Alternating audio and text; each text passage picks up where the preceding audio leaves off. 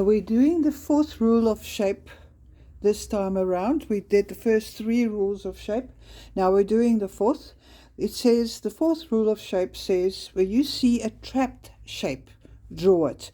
Now, what is a trapped shape? If you do this with your hands, this space here is a trapped shape.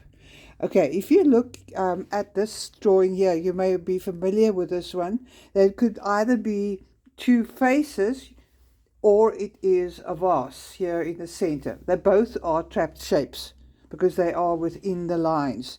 I challenge you to draw this. You'll see how many times I've erased here. So first draw it lightly before you draw it dark. Try and draw this and try and draw this, the one side to correspond with the other side. How many times you kind of have to rethink the lines. It's actually quite challenging. Okay, we're going to refer back to our lily drawing.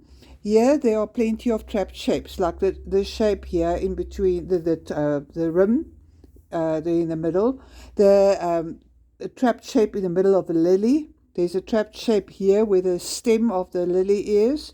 There's a trapped shape with the water. There's a trapped shape with the bottom of the vase. So draw those in order to get your picture a little more accurate. Refer back to your original shape, and then you go and draw in those things. And try and look at your object more often than you look at your drawing itself. Okay, this is it for today, and we'll be back the next time with some more interesting facts about drawing.